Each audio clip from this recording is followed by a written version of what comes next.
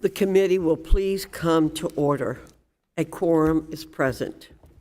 The committee meets today pursuant to notice to consider H.R. 5933, the Deterrent Act. The chair announces that requests for recorded votes as to amendments may be postponed pursuant to Clause 2 of Rule 11 of the Rules of the House of Representatives and Committee Rule 14B. Without objection, the chair may recess the committee at any point. I now recognize myself to make an opening statement. Before turning to the legislative agenda today, I would like to first take a moment to address the critical moment facing our nation. In the Middle East, America's enemies are emboldened by the bloody war launched by Hamas on the 7th of October. According to Israeli authorities, the barbaric attack marked the single deadliest day in history for the citizens of Israel. Iran is empowered in the region thanks to our feckless leadership, and the situation in the Levant grows dire. In the Far East, our adversaries are watching carefully for signs of American weakness. China is emboldened by the rhetoric of extreme House Democrats who equivocate over the murder of women and children. China sees the division and hate growing out of ugly seeds of anti-Semitism as a window of opportunity. Anything but absolute moral clarity in the face of human atrocities emboldens our enemies. America must project strength and unity in these troubling times. Today, we have an opportunity to do just that by passing the Defending Education Transparency and Ending Rogue Regimes Engaging in Nefarious Transactions, Deterrent Act. We can project strength to our adversaries. The Deterrent Act, authored by Representative Michelle Steele of California, will combat malign foreign influence on college campuses. The bill also includes many great policy ideas from other committee members, including Representatives Owens, Stefanik, Banks, James, and Wilson. In an age of unconventional warfare, post-secondary education is an easy target for adversaries seeking to steal our national security secrets and undermine our unifying national principles. Countries of concern, including Iran and China, leverage lavish gifts to our most prestigious universities to extract favors from top American academics.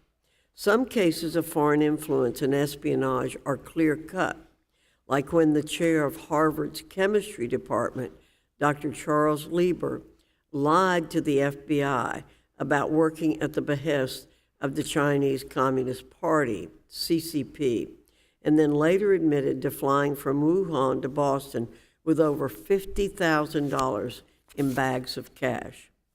Other foreign influence operations are more clandestine. For instance, CCP-funded Confucius Institutes pose as innocuous cultural exchange centers, but are actually an integral pillar of the CCP's soft power strategy to undermine American traditions and values. A retired Politburo propaganda czar put it this way: Confucius Institutes, quote, are an important part of China's overseas propaganda setup, end quote. Political pressure has caused many Confucius Institutes to close in name, but many simply rebrand and maintain concerning partnerships. In the face of growing danger around the world, transparency and accountability in foreign gift reporting is desperately needed. A 2019 Senate report found that 70% of gifts from the CCP are not reported. Even when gifts are reported, the data is far from accurate or useful. In 2020, the department estimated Over 8.4 billion was reported as, quote, anonymous, end quote. And in 2022, the Lincoln Policy Network found nearly 30% of reports had no receipt date. If you received an anonymous deposit from Beijing or the Kremlin into your bank account, I promise the IRS would want to know about it. It is not a radical principle that universities should be held to the same standard as the American people. We deserve to know which countries are paying for influence on college campuses. The DETERRENT Act secures transparency and accountability through 5 main pillars. First, it slashes the foreign gift reporting threshold from $250,000 to $50,000, with an even lower zero threshold for countries of concern. Second, it closes loopholes so foreign entities cannot hide the true origin or purpose of their gifts. Third, it requires public disclosure of foreign gifts to individual staff at research-heavy institutions. Fourth, it reveals foreign investments by the endowments of our largest private universities. And finally, it implements a stringent series of repercussions for colleges that remain non-compliant.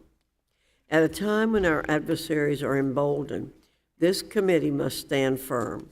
I urge all our members to pass this bill and send a resounding message to our adversaries. We are strong, we are unified, and we will combat advances from our foreign enemies in any arena.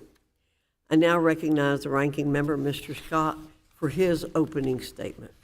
Thank you, Dr. Fox. This bill, as I understand it, affects gifts to institutions of higher education and their employees, so I'll focus my remarks on the legislation. Global partnerships among academic institutions play a critical role in our social, economic, and innovative progress. Historically, collaborations with global partners and careful federal investments in research have enabled our universities to make bold, forward-thinking strides in health, science, and technology for people around the world. Furthermore, institutions across America have worked closely with the government to strengthen our research ecosystem through the recruitment and retention of researchers and scholars from other countries. These global partnerships help drive intellectual and campus diversity.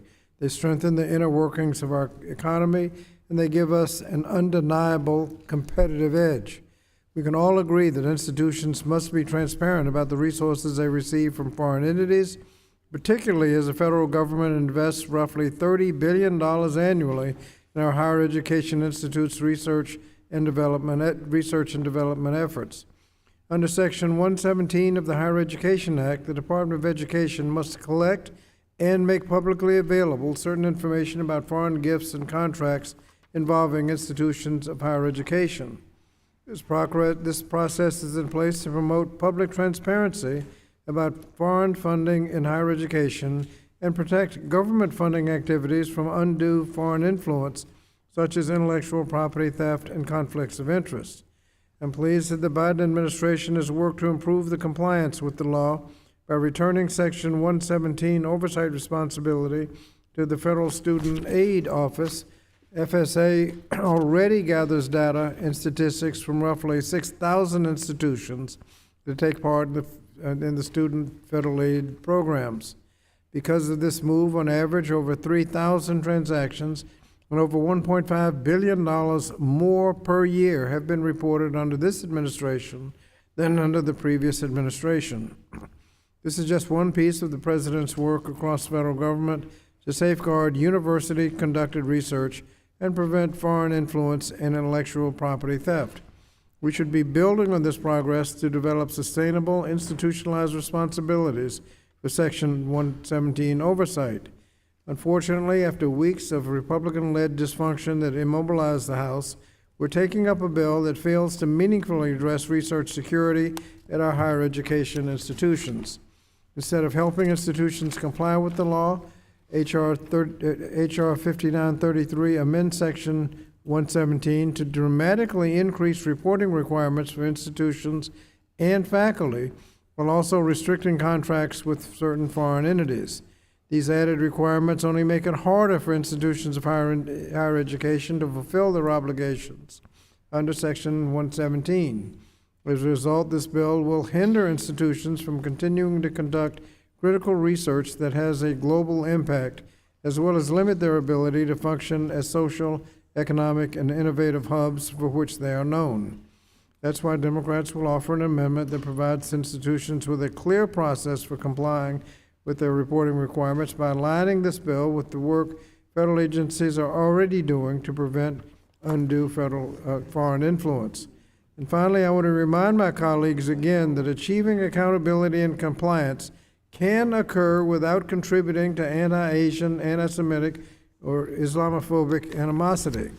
As we've heard from our hearing witness earlier this year, our approach to confronting foreign influence in our academic institutions must be like a scalpel rather than a sledgehammer to ensure that innocent Asian Americans are not unfairly targeted in an overall effort to combat a legitimate threat. Simply put, indiscriminate policies may cause more harm than good.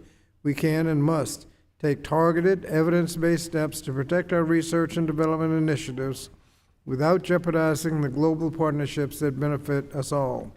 To that end, I urge my colleagues to support the Democratic amendment and yield back the balance of my time. Thank you, Mr. Scott. Without objection, all other members who wish to insert written opening statements into the record may do so by submitting them to the committee clerk electronically by the end of the day today. House rules require that a copy of the measure be made available to members and the public at least 24 hours in advance. Pursuant to the notice for today's meeting, a copy of the measure was made available to members and the public at least 24 hours in advance. The bill being marked up today shall be open to amendment at any point, and the chair will allow members to offer amendments in a manner not prohibited by House or committee rules. Without objection, members who have more than one amendment to a bill and wish to offer their amendments en bloc may do so.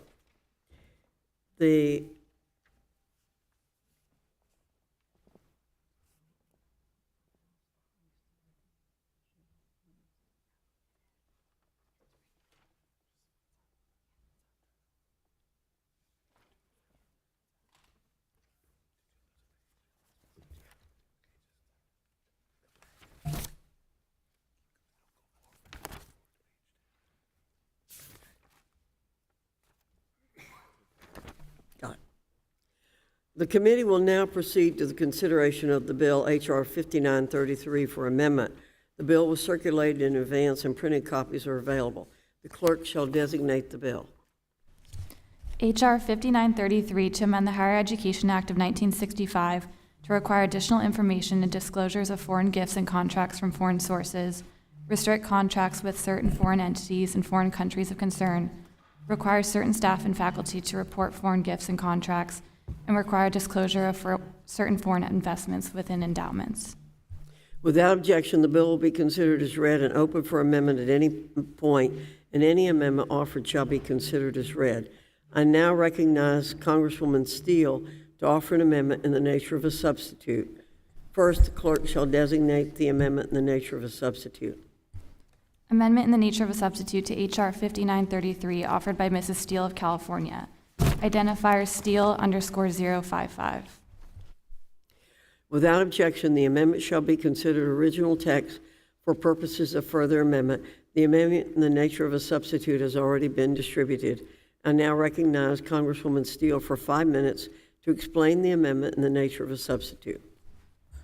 Thank you, Chairwoman Dr. Fox. I'm offering an amendment in the nature of substitute for the DETERRENT Act, or H.R. 5933. This bill will protect students and academic institutions from malign foreign influence. We know our foreign adversaries love to hide in the shadows. Former Supreme Court Justice Louis Brandeis said that sunlight is the best of disinfectant.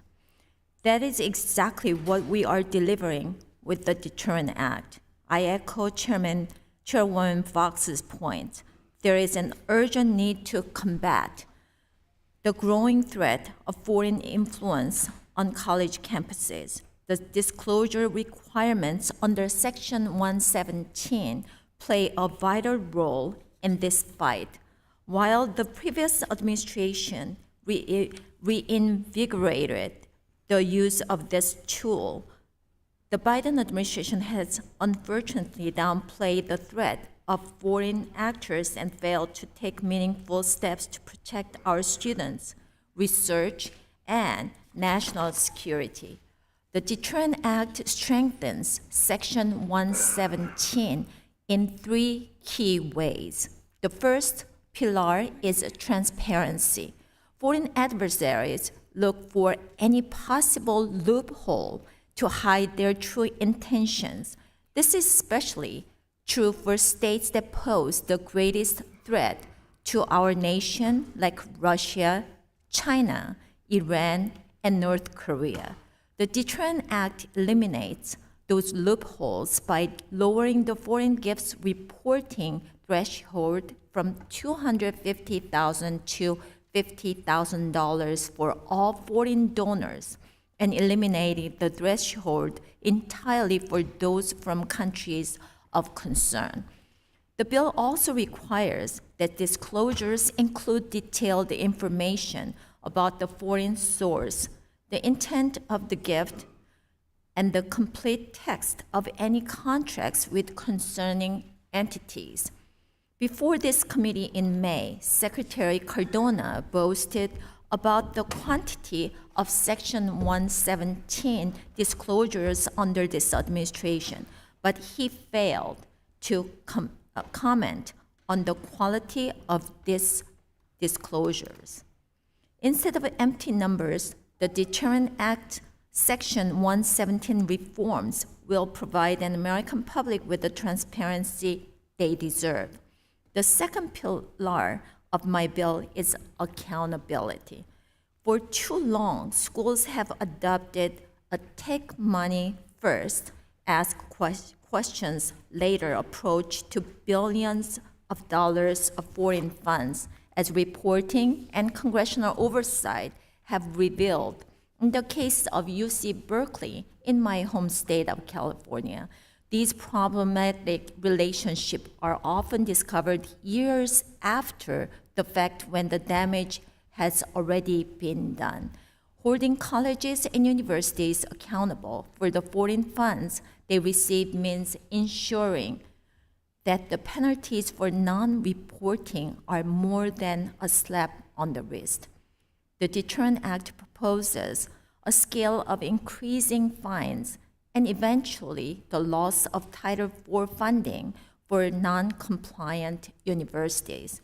The Deterrent Act also set up an institutional point of contact so that institutions cannot use a faceless post-secondary bureaucracy to feign ignorance of unreported foreign funds on their campuses. It is time for responsibility.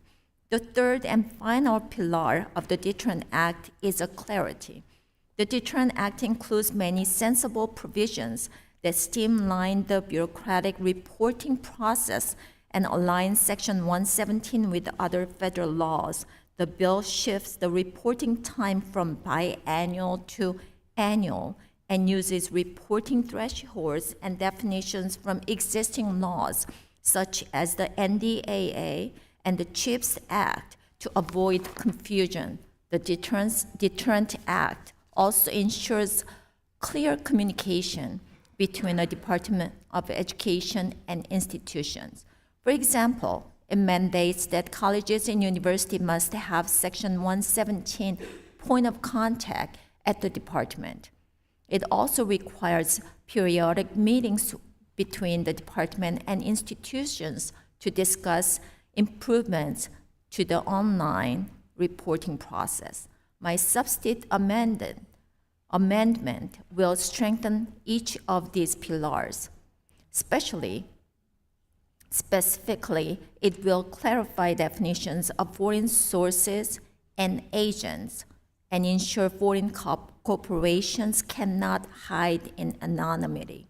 My amendment also tweaks the deadline for report submissions to align better with other federal laws. Finally, my amendment fosters stronger coordination across agencies and between institutions. Combating malign foreign influence at our universities should not be a partisan issue. Section 117 has not been updated in more than 30 years. Would the These gentlewoman, reforms are close fairly soon, please? almost done. Ignoring foreign influence at our institutions will hurt not only today's students, but also future generations. The DETERRENT Act is a common sense bill that adds transparency, accountability, and clarify to Section 117. I urge the committee to adopt my amendment and vote yes on DETERRENT Act, and I yield back. Thank you, Chairman. Thank you. Are there any members who wish to be recognized for further discussion on the amendment and the nature of a substitute? Ms. Jayapal, you're recognized for 5 minutes. Thank you, Madam Chair. I strongly oppose this dangerous, xenophobic, and unworkable bill that would effectively weaponize the Department of Education against America's colleges and stifle breakthroughs in technology, research, climate change, and medicine, all while increasing racial profiling and hate towards the Asian American community. No one on this committee takes the threat of undue foreign influence and espionage lightly in our nation's schools, and neither do our premiers, universities in our nation who participate in critical research efforts. But instead of making it easier for universities to comply with the law, the DETERRENT Act only adds more requirements for the sake of adding more requirements without increasing security. It also makes benevolent actions publicly available without much benefit. Under the bill, individuals may be required to list the names and addresses of every foreign funding source coming from another person. If an American researcher accepted something as trivial as a cup of coffee from a researcher in China, they would be required to put their name and address into an online database. Every day, innocuous things like splitting a taxi or giving someone a stick of gum would put people in the crosshairs of this bill. Since the database does not differentiate which transactions are suspicious, honest individuals would be presented alongside activities that are actually worrying, like a professor failing to disclose additional foreign income, and would be presented as engaging in concerning behavior for simply following the law. Failure to report even the most minor transaction could be extremely costly.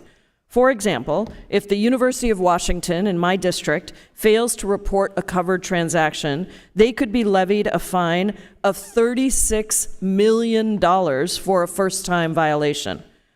America's colleges want to be transparent with their foreign funding sources and comply. They should not be punished for struggling to understand the nuances of foreign funding reporting and the additional requirements that are now imposed in this bill.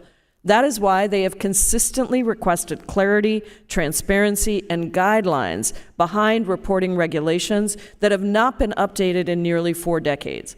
But this legislation does not take those concerns into consideration. Again, there are legitimate security concerns that we should address to protect federally funded research.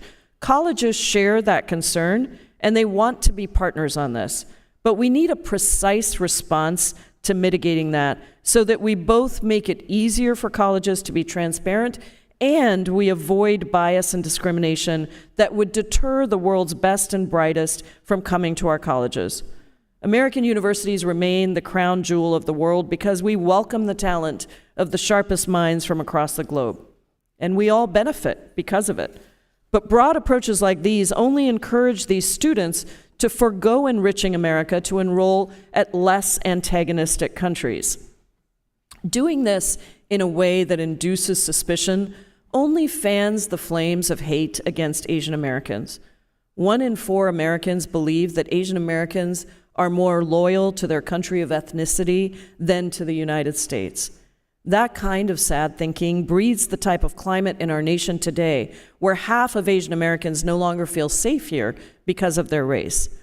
The rhetoric behind this legislation, the idea that Asian Americans are perpetual foreigners, is what fueled tragedies like the internment of Japanese Americans and backlash against Asian Americans during the COVID pandemic, among other horrific incidents. We can't continue to make the same mistakes. Ultimately, we should work together on bipartisan solutions to encourage international collaboration with the necessary safeguards to our institutions. Instead of taking the opportunity to address actual obstacles to improving transparency in foreign funding, this bill just erects more barriers to encouraging those meaningful partnerships. These academic ventures are essential to our nation's competitiveness and have clear impacts for our economy. During the 2021 school year alone, my district had more than 11,000 international students enrolled who went on to contribute $456 million to our economy. And that's just my district. Our diplomatic strategy and America's longevity depends on how we manage our international relationships. Our standing in the world and the strength of our economy depends on our ability to attract the best and brightest around the world to study and work here. They have chosen to come here because of the democratic ideals that we embrace, the quality of our education system, and the belief that America is a country that will embrace them. And just as they embrace America, we should embrace their contributions and support improvements to help colleges comply with foreign funding requirements, not this bill. I urge my colleagues to oppose this bill, and I yield back. Thank you. Mr. Wilson, who led us to understand about the Confucius Institutes a long time ago, I recognize you for 5 minutes. Thank you very much, Madam Chairwoman Virginia Fox, and thank you for your visionary leadership. Additionally, I support H.R. 5933, which is so important, as led by the very important Congresswoman Michelle Steele of California, and I urge the committee to pass the bill. The DETERRENT Act makes critical updates to improve transparency, accountability, and clarity in higher education at a time when our nation's students are at the forefront of subversive foreign influence. This bill closes reporting loopholes so foreign entities cannot hide the true malicious purpose of their funding. As well, it holds our wealthiest institutions accountable, revealing the foreign investments in the endowments of our largest private universities. I was grateful to have worked with Congressman Ralph Norman of South Carolina to close the Confucius Institutes across the state of South Carolina. These institutes were clearly acknowledged to be the propaganda arms of the Chinese Communist Party, and it was a crucial step in safeguarding our nation from the threat of the Chinese Communist Party influence, which oppresses the people of China. And I have a special appreciation for the people of China. My father served First Lieutenant Hugh Wilson in the 14th Air Force Flying Tigers in China. So I grew up with a great appreciation of the people of China. He served in Kunming, Chengdu, and Xi'an. And as I was growing up, he told me how talented the people of China are, who are currently being oppressed, indeed, by the Chinese Communist Party. And sadly, we're in a war we did not choose, of dictators with rule of gun invading democracies with rule of law.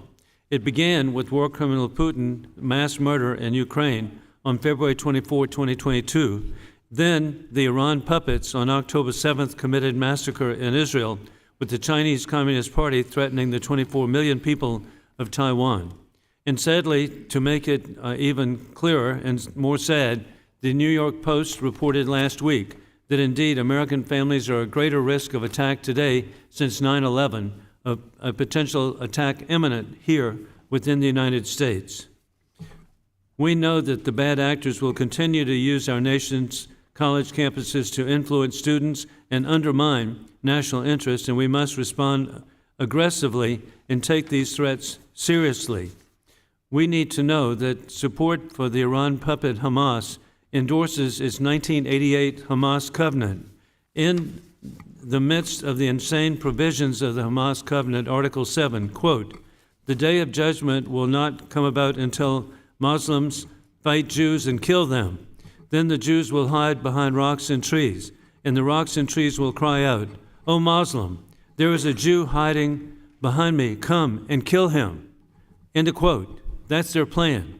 Their plan, indeed, is death to Israel, death to America. We must not be looking over this. It's real, and it's today. I urge the committee to pass the bill, and I yield back. The gentleman yields back. Ms. McBath, you're recognized for 5 minutes. Madam Chair, I move to strike the last word. Thank you so much. You're welcome. I appreciate the Chair's concerns about foreign influence in higher education and thank her for hosting today's markup. And I hope that we can also take time to work on our respective shared bipartisan priorities in the higher education space as well. The Higher Education Act of 1965 is one of our country's greatest legislative achievements in support of working Americans seeking to better themselves and their families through education, as well as one of the reasons why our university system is widely recognized as the most prestigious in the world. It's the legislative framework that has resulted in so many international students wanting to be the best at what they do and knowing that they need to come here to gain those skills to do it. This August, we hit the 15-year anniversary of the last reauthorization of the Higher Education Act and are now coming up on 10 years since its expiration at the end of 2013. And while anniversaries are normally a thing to be celebrated, this anniversary marks our continued inability as a Congress to do what we have always done when it comes to HEA and come together in a bipartisan manner to reauthorize this critically important law. The Higher Education Act has been reauthorized in 1968, 1972, 1976, 1980, 1986, 1998, and in 2008, as I just mentioned. And I know that the differences between our parties seem vast, but I also know that there's more that brings us together than pulls us apart. In heaven, I pray that is the case. The last reauthorization of HEA, known as the Higher Education and Opportunity Act, passed the House 354 to 58, with over 200 Democrats and 130 Republicans supporting it, a true bipartisan showing. We have done this so many times before, and I know that we all have it within ourselves to do it again. And there again, I hope and I pray. From taking steps to address the disturbing prevalence of deadly hazing incidents on campus to fulfilling the promise to ensure that every American have access to higher education regardless of their income, there is so much that we can do together if we choose. So much that folks back home are expecting us to come through for them on so many different policies. They are waiting for us to get our act together. Folks like Steve and Rayanne Groover from my home state of Georgia, who lost their son Max in a hazing incident in 2017. Or like Julie and Gary DeVolsterly, who lost their son, Gary Jr., over 15 years ago in 2007, and they have been fighting ever since to honor his legacy and make important changes at the federal level that provide parents with the peace of mind that their children are being kept safe after they drop them off on their first day of college. I do truly look forward to working with the committee on these issues at the appropriate time, and I thank the chair and the ranking member for their important work. I truly do hope that we can put the partisan politics aside and do what's best for the American people. They deserve far better than what they're getting. And I yield back the balance of my time. Thank you, Ms. McBath. Mr. Owens, you're recognized for 5 minutes. Thank you. I'm proud to speak today in support of the DETERRENT Act, introduced by my good friend from California, Michelle Steele. In recent years, we've heard of concerning incidents involving foreign actors where research is stolen from our universities, propaganda is permeated on college campuses, and free speech has come under attack. These attacks are direct threats on our national security, quality of education, and the values that we hold dear as Americans.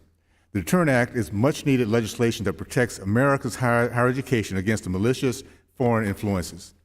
The DETERRENT Act preserves American security, academic freedom by requiring greater transparency and accountability from colleges and universities. This increased transparency and accountability will weaken the grip of foreign influences and discourage institutions of higher learning from establishing partnerships that they would rather hide from the public. Furthermore, any institution that fails to meet these reporting requirements will face financial penalties and will become increasingly greater for repeat offenders. I'm also proud that my reporting on investments in foreign adversaries RIFA Act has been included in this legislation. The RIFA Act creates transparency requirements for private colleges and universities that utilize their endowments to invest in rival countries such as China, Russia, Iran, and North Korea. This transparency will hold private institutions accountable for their financial partnerships with dangerous countries and entities. Since 2013, U.S. colleges and universities have received more than $1 billion in gifts and contracts from the Chinese Communist Party affiliated sources. As a result, professors, student groups, and guest speakers critical of Chinese government human rights abuses have been silenced, threatened, and deplatformed. The Chinese regime is spreading anti-democracy and anti-American propaganda by funneling large sums of money into higher education. Unfortunately, we have American citizens, Americans, administrators, who are on the taxpayer dime, have turned their backs on our country. With no shame, they give the evil, manipulative, and repressive Communist China regime easy and paid-for access to our children. This internal attack and betrayal by educational institutions that we once trusted is totally unacceptable and must stop now. Presently, these same institutions are proudly divesting from fossil fuel and being pressured to join the boycott, divest, and sanction Israel movement. They should be equally willing to disclose all problematic anti-American relationships to the public and to serve them.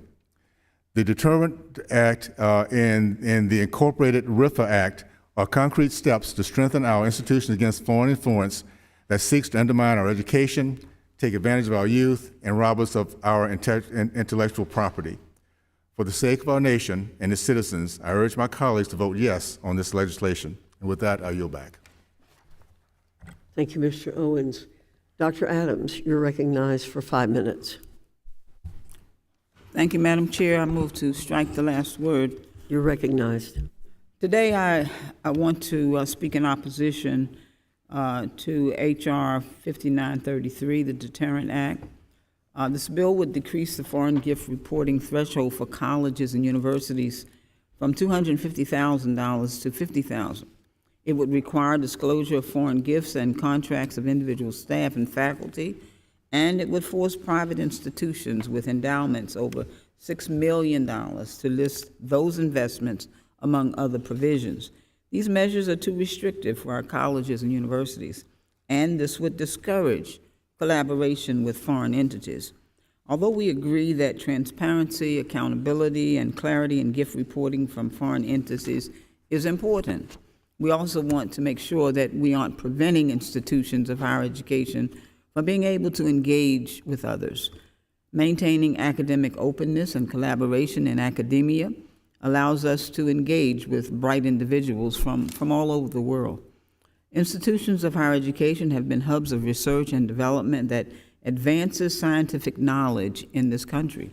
A common goal of university research is to enhance the global perspective on certain issues that impact society beyond our nation's borders. So how can we continue to advance this knowledge without working together? Institutions of higher education receive $30 billion annually from the federal government to support research and development efforts, which only accounts for 60% of their total R&D funding. This means that diverse funding streams are necessary and conducive to advancing research. The entities that provide the largest dollar amount in gifts to these institutions are from Qatar, England, and Canada, and they account for over half of the amounts disclosed reporting to the Department of Education. But my colleagues on the other side of the aisle consistently attack China. They've stated that Section 117 of the Higher Education Act, loose legislative language, Biden's blatant crippling of enforcement efforts, and institutions' refusal to adhere to the law have resulted in billions of dollars in foreign funds infiltrating our country undetected. This couldn't be further from the truth. The Department of Education has already been taking steps to ensure that institutions of higher education are compliant with the law.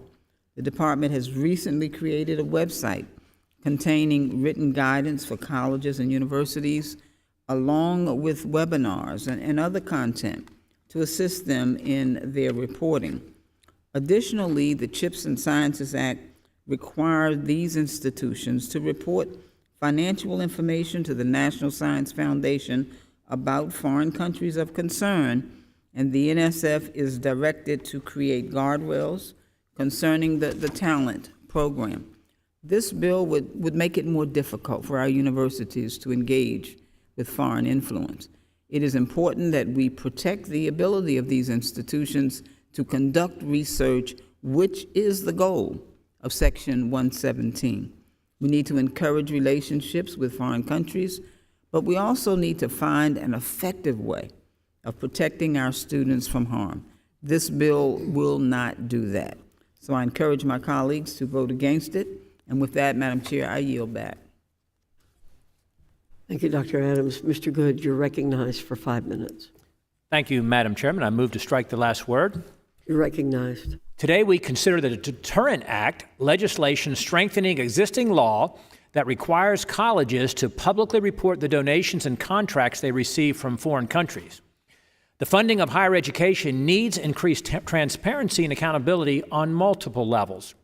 In a 2020 investigation, the Trump administration found that $6.5 billion in previously unreported foreign money went to universities from adversarial countries.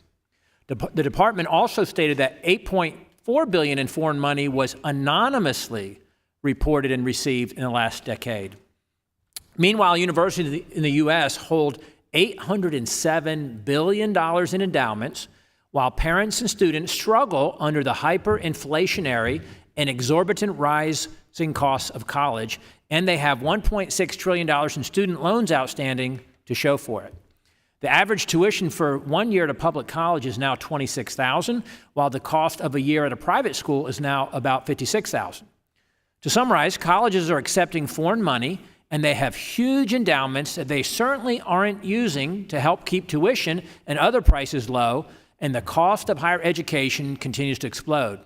But meanwhile, the federal government doles out more and more taxpayer money to fund degrees that too often fail to provide an adequate ROI, but those taxpayer dollars do fund lots of non-academic offices and positions, advance a radical leftist agenda on our campuses, and indoctrinate vulnerable young people with an anti-American, anti-free enterprise, anti-traditional values mindset.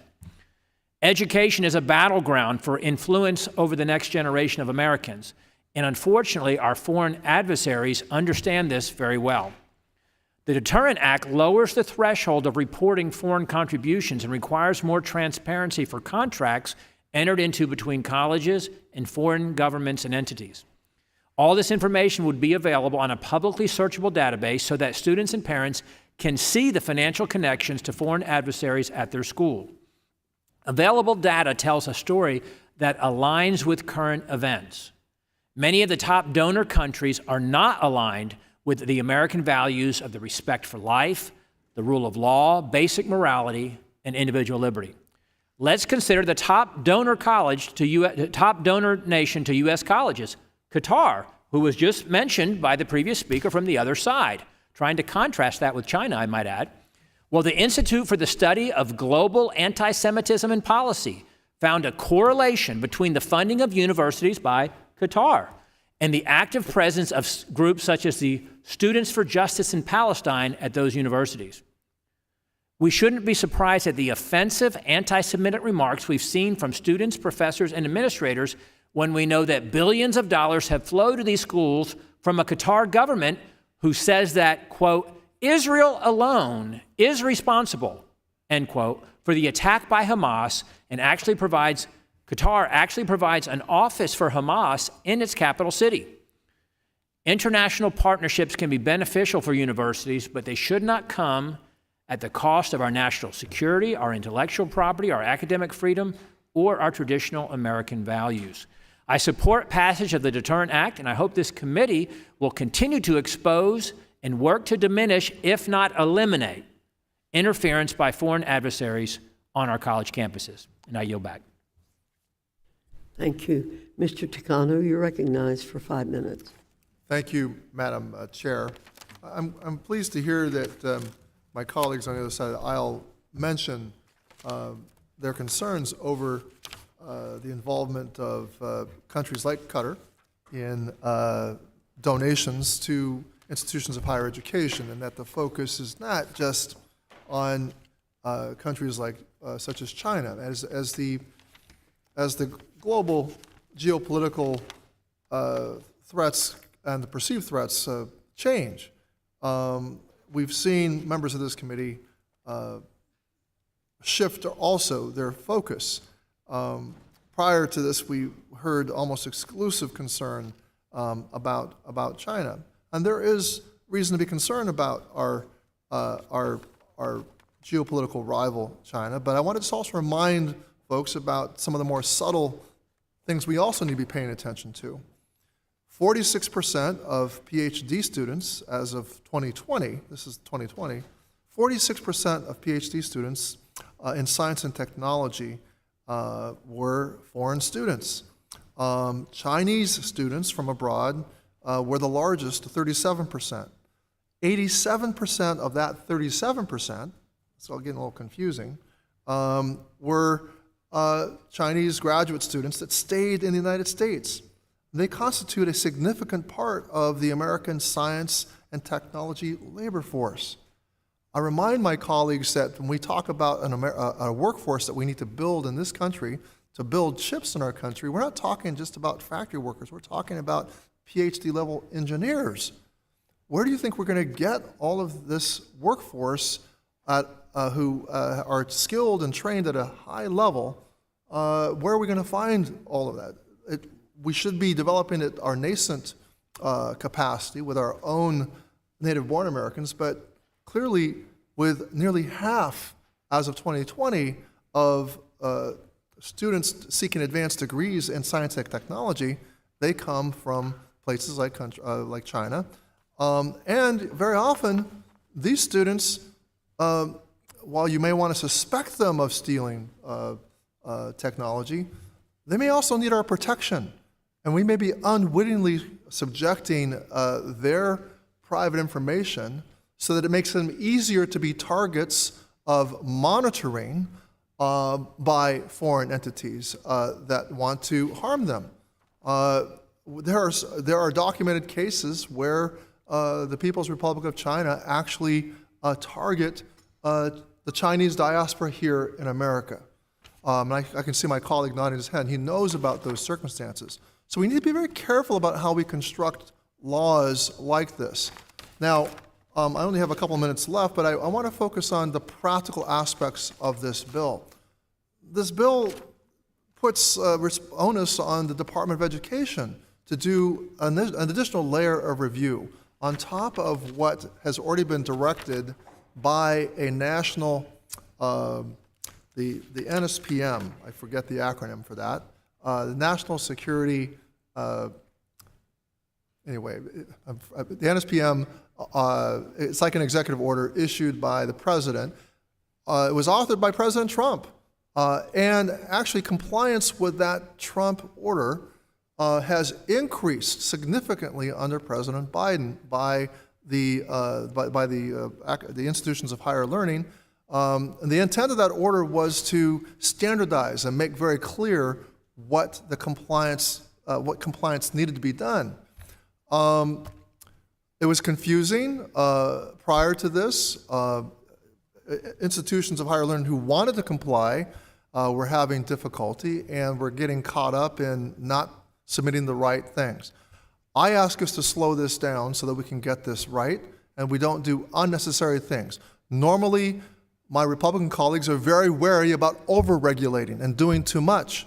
I would suggest to you that we need to do more careful scrutiny of what we're doing because we could actually do harm to the very workforce, highly skilled and highly trained workforce that will keep our nation's edge in science and technology. So I understand the intent of my colleague from California, but I request that we, in a more bipartisan way, section by section, look at the legitimate concerns of Chinese Americans and Chinese immigrants who, on the balance, are a great asset to our country. Madam Chair, I yield back. Thank you, Mr. Chicano.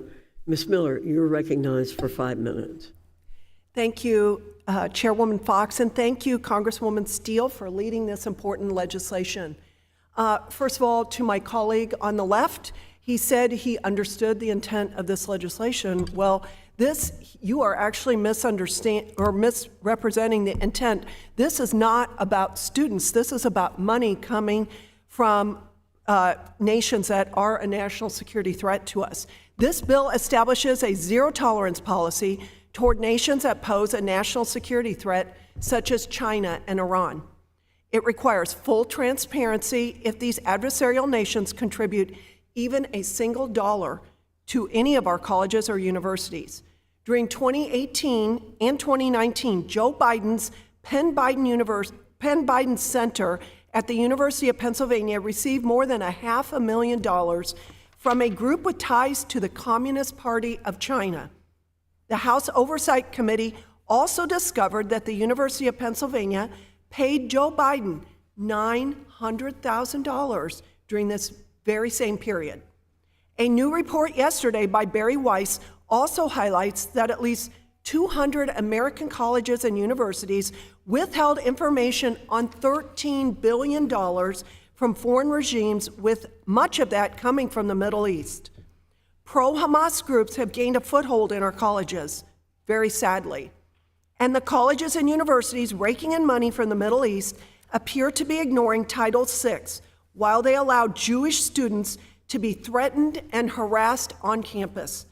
H.R. 5933 holds taxpayer-funded colleges and universities accountable. It requires public disclosure of foreign gifts to individual staff and reveals foreign investments and endowments. We must protect students, universities, and our American values by eliminating foreign influence on college campuses. Again, I want to thank Congresswoman Steele and Chairwoman Fox, and I yield back. The gentlewoman yields back. Mrs. Hayes, you're recognized for 5 minutes. Thank you. I move to strike the last word. I rise in opposition of the Deterrent Act. The Deterrent Act would hinder participation in research by signaling to researchers and institutions that scientific collaboration is discouraged and effectively deterring academic institutions from engaging with immigrant colleagues and peers from, quote, countries of concern, out of fear or punishment of heightened scrutiny. While I believe protecting the security of our institutions of higher education is imperative to safeguard our national security, the Biden administration and the Department of Education are already focused on strengthening foreign influence. Section 117 of the Higher Education Act already mandates this type of reporting. In February 2023, during a House Education and Workforce Committee hearing, Secretary Cardona stated the Department of Education had received over 34,000 filings in the past 2 years and was on track to receive the most Section 117 reports of any administration. Additionally, the institutions of higher education are implementing new requirements for institutions under the recently passed CHIPS and Science Act. The Deterrent Act would require institutions to receive a waiver from the Department of Education before beginning a contract with any, quote, country of concern. The Department of Education does not currently have the expertise to carry out the review of contracts for waivers, many of which will likely focus on scientific research, not under the jurisdiction of the department. Furthermore, this legislation does not appropriate any additional funds for the Department of Education, while simultaneously asking them to take on these additional responsibilities. House Democrats remain committed to defending American universities against foreign influence, but I am disappointed that this is the only bill we are marking up today. Roughly 453,000 workers have gone on strike so far in 2023, yet we have not passed a single piece of legislation to strengthen labor rights. Nearly 9 in 10 public school districts are struggling to hire teachers heading into the next school year, yet we have not passed a single piece of legislation to address the teacher shortage. The Workforce Innovation and Opportunity Act, or WIOA, has not been reauthorized since it expired in 2020, yet this committee has not held a single hearing to discuss federal investments in workforce development. I urge this committee to take on the issues that affect everyday Americans and will be immediately felt by our students. And I yield back. Thank you, Ms. Hayes. Mr. Burleson, you're recognized for 5 minutes. Thank you, Madam Chair. I move to strike the last word. Recognized. Thank you, Madam Chair. I would like to voice my strong support for the DETERRENT Act, which I think is a vital piece of legislation that addresses a very pressing issue threatening our nation's education system and our national security.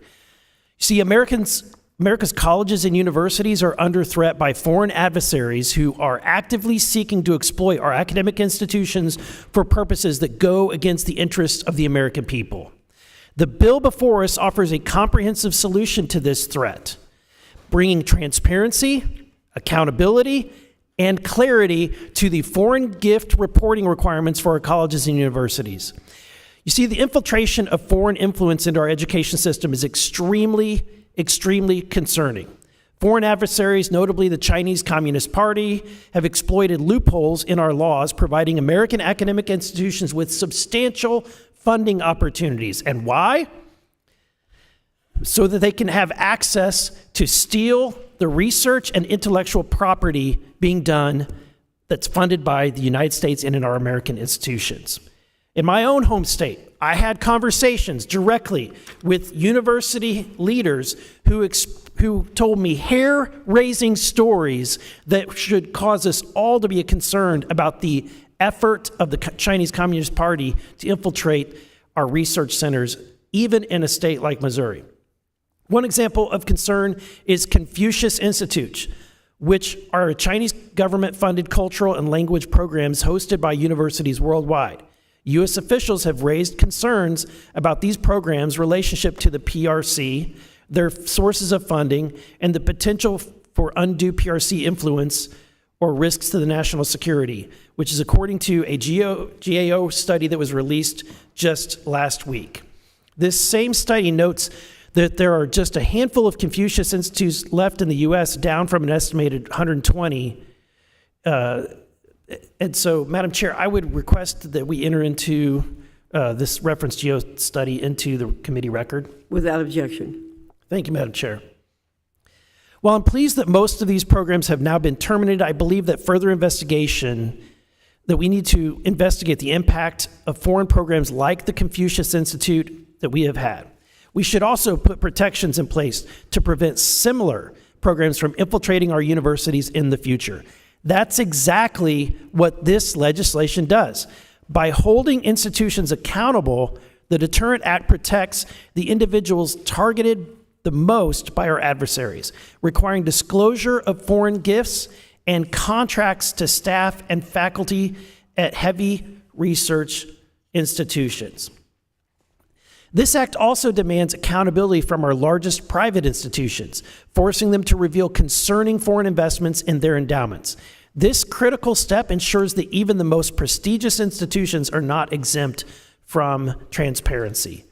To enforce compliance, the legislation imposes fines and potential loss of Title IV funding for colleges and universities that fail to report foreign gifts, which will send a strong message that non-compliance will not be tolerated. By passing this legislation, we're going to send a resounding message that our education system is not for sale. It's not for sale to the highest bidder, and we will not allow foreign adversaries to compromise our academic freedom, our research integrity, and our national security. I urge each member of this committee to support the Deterrent Act, standing together in defense of our nation's education system and the students who represent its future. Let us act decisively, safeguarding the integrity of our academic institutions and preserving the sanctity of American education for generations to come. Thank you, Madam Chairman, and thank you to my colleagues for your attention and consideration for this important piece of legislation. And I yield back. Thank you, Mr. Burleson.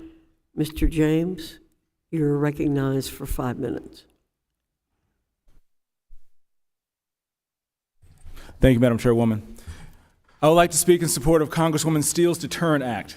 Constituents in my district are rightly concerned about CCP influence coming from two fronts: by President Biden and his team's appeasement to China in order to enact their Green New Deal agenda, and comply or die EV mandates on the backs of working families in my state, and Governor Whitmer's willingness to sell out Michigan to CCP-linked companies.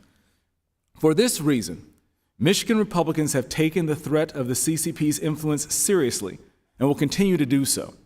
To that end, I will pose this question: why are we funding two sides of this rivalry? Why are we welcoming the fox into the henhouse? No pun intended, Madam Chairwoman.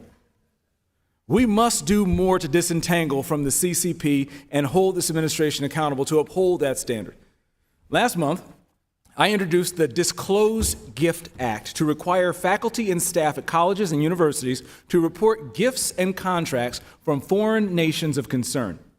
I want to thank Chairwoman Fox and her team for working on this legislation with me and for including it into this legislation. For too long, our foreign adversaries like Chinese Communist Party have infiltrated academia to spy on the United States, steal our information, gain a foothold in our government, and twist the minds of our young people. The national security implications should alarm all Americans. If faculty and staff at American institutions are under foreign influence, the least we can do is ensure that we are aware of it and monitoring it. This is not a standard that my colleagues here in Congress do not abide. I hope that you can support what I believe to be common sense accountability, regardless of where you are or where you're from. Why do institutions play by different rules than the rest of America? If we have foreign interests, we must disclose it at every level of influence. I ask my colleagues to support the Deterrent Act, and I yield back. Thank you, Mr. James. Are there any other members who wish to speak on the amendment in the nature of a substitute? There being no further discussion on the amendment in the nature of a substitute, the committee will move to consideration of amendments. For what purpose does the gentlewoman from North Carolina, Ms. Manning, seek to be recognized? Madam Speaker, I move to strike the last word. No. I'm sorry, Madam Speaker. Does the gentlewoman have an amendment? I have an amendment at the desk. Thank you. The clerk will report the amendment. Amendment to the amendment in the nature of a substitute to H.R. 5933, offered by Ms. Manning of North Carolina, identifier MANNIN036. The gentlewoman is recognized for 5 minutes in support of the amendment. Thank you. Malign foreign influence is a very real problem in our colleges and universities, and I applaud the members of this committee for working to address this issue. However, the Deterrent Act, as written, unfortunately fails to create a system in which universities and the government may work collaboratively to address foreign influence. Instead, it creates unnecessary administrative load for universities, creates a chilling effect on the U.S. researchers from participating in important international scientific collaborations, and most disturbingly, implements policies that may have negative repercussions for American national security. I'm specifically referring to the changes to Section 117B of the Higher Education Act. The Deterrent Act requires institutions to create a public, searchable database of foreign gifts and any contract entered into with a foreign country or entity of concern. That includes any contract with the value of 0 or more, which essentially opens this requirement to faculty working with international partners on any type or scope of project. The names of faculty submitting the disclosure would be available on the database, and most notably, the legislation specifically requires that the database must be searchable by the names of faculty. This is extremely concerning. I'm also a member of the Foreign Affairs Committee in the House, as are other members of this committee. I feel that beyond the national security implications of this policy should be clear. Beyond that, we should be concerned about the implications for faculty safety and privacy. I believe that this misguided policy will empower our adversaries while also creating a chilling effect on those faculty and staff that would not want their names personally subjected to this level of scrutiny by the government and the public. If we are working to undermine malign foreign influence in universities, why are we creating a searchable database that spotlights specific faculty and staff to be targeted by foreign adversaries? Why are we opening up those faculty and staff to potential harassment on the basis of their contracts? We are living in a time of rising anti-Semitism, rising Islamophobia, rising anti-Asian hate, and providing the names of individual faculty members in this particular context could expose these members to harassment, hate crimes, and violence. The public listing of the names of individual faculty and staff members is not necessary to achieve the goals of this legislation. Moreover, a database of the relevant information already exists. The Department of Education manages a public, searchable database in which contracts are visible under the names of the institution, not the name of the individual researcher. For that reason, I have introduced an amendment to remove this database requirement. Congress's goals must be to encourage institutional compliance, not to subject individuals to targeting or attacks. I encourage my colleagues to support the amendment and remove this harmful policy from the bill. Thank you, and I yield back. Thank you, Ms. Manning. I recognize myself for 5 minutes. I oppose this amendment. While my Democrat colleagues claim that requiring public disclosures of contracts and gifts received by faculty from foreign entities is an invasion of privacy, they ignore the fact that these individuals are happy to voluntarily publish their own names, their email addresses, and their donors when it comes to their own published works. These individuals are funded, directly or indirectly, by taxpayer dollars, and taxpayers should have every right to know how those dollars are being spent. Let me be clear. This disclosure requirement is not about stifling collaboration or invading privacy. It's about transparency. Without public transparency, foreign adversaries will have no reason to stop trying to influence faculty with gifts. And if faculty working on sensitive research have nothing to hide when it comes to the foreign actors they are collaborating with, then transparency shouldn't be an issue. I urge my colleagues to oppose this amendment, pass H.R. 5933, and I yield back. Does any member wish to speak on the amendment offered by Ms. Manning?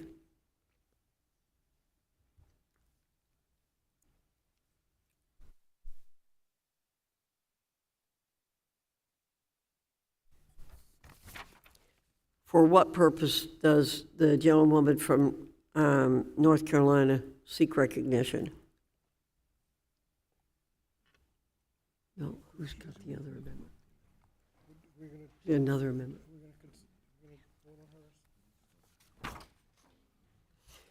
Is there further debate on the amendment? If not, the question on the amendment by the gentlewoman from North Carolina. Oh, the gentleman from Connecticut is recognized for 5 minutes. Thank you, Madam Chairwoman. I won't use the whole 5 minutes. First of all, I just want to start by saying that I think this is an important bill. We're at a moment right now in terms of our country where I think this is a topic that really we have to look at and address. And I would note that in October, the Five Eyes countries, in terms of which is really the core of our intelligence collecting and collaboration with allies, Australia, UK, New Zealand, Canada, and the US. There was a conference in Stanford University recently where they raised basically publicly the issue of what's going on right now in terms of theft of intellectual property and critical technologies. And as a member of the House Armed Services Committee, where we are obviously in the center of that, we are seeing, again, critical technologies, whether it's quantum computing, hypersonics, artificial intelligence, which is now really the name of the game in terms of really trying to stay ahead of rising threats. And that's just a fact. That's not something that anyone, I think, is happy about, but it's just a reality. And the Five Eyes leaders, who again are basically are in charge of the internal security of those 5 nations.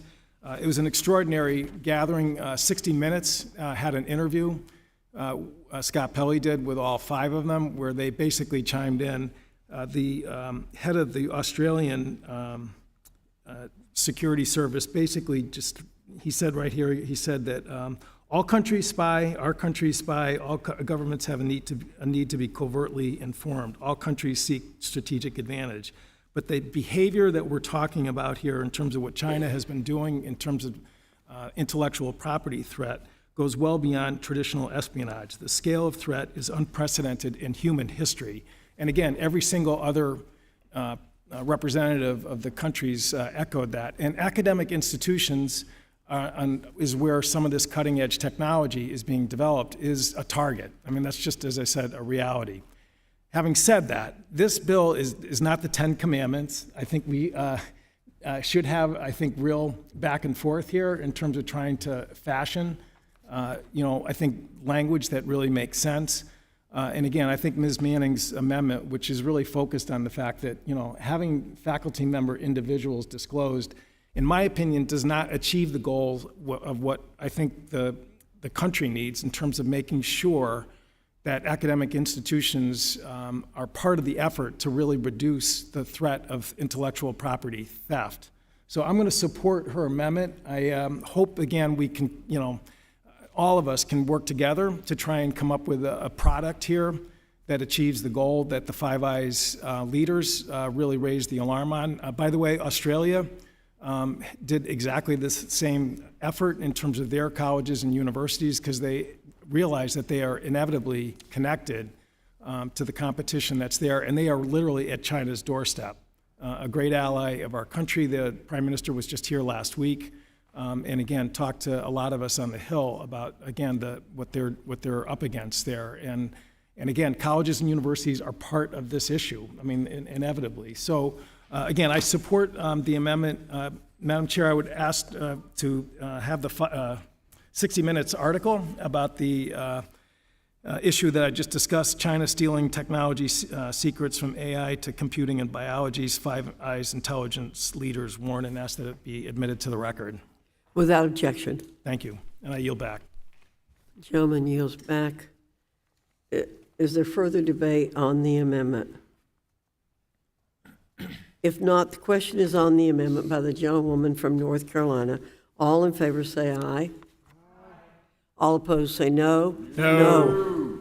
In the opinion of the chair, the noes have it, and the amendment is not agreed to. Ms. Manning? Madam Speaker, I ask for a recorded vote. The gentlewoman requests a recorded vote. A roll call vote is ordered. Pursuant to the chair's previous announcement, this vote will be postponed. For what purpose does the gentleman from Pennsylvania seek recognition? Madam Chair, I have an amendment at the desk. The clerk will report the amendment. Amendment to the amendment in the nature of a substitute to H.R. 5933 offered by Mr. Thompson of Pennsylvania, identifier THOMPA_052. The gentleman from Pennsylvania is recognized for 5 minutes in support of the amendment. Well, thank you, Madam Chair. This legislation is an important step towards protecting our national security. Our nation is home to many of the top academic institutions in the world, leading the way on groundbreaking research in healthcare, energy production, engineering, and agriculture. Unfortunately, that makes these institutions prime targets for foreign adversaries to exert their influence and potentially compromise American research and intellectual property. The Deterrent Act will help mitigate these threats by increasing transparency in foreign investments, closely scrutinizing any gifts or contracts from countries of concern, and implementing concrete enforcement actions for noncompliance. Of course, for any of these policies to have an impact, institutions must accurately report required information under Section 117. And many colleges and universities in my district have told me that the current reporting system at the Department of Education is outdated, burdensome, and difficult to interact with. While I was happy to see important improvements in the underlying bill, including requiring a single point of contact at the department to provide technical assistance to institutions, I believe more can be done to ensure institutions are able to fully comply with these necessary reforms. Now, this amendment would allow institutions to report all necessary gifts and contracts by uploading one file to the department's database. Currently, institutions are often required to report each eligible gift or contract one by one to the department, creating a cumbersome and bureaucratic process that is inefficient. By improving the user interface to allow for batch reporting, institutions will be able to more easily comply with reporting requirements outlined in this legislation.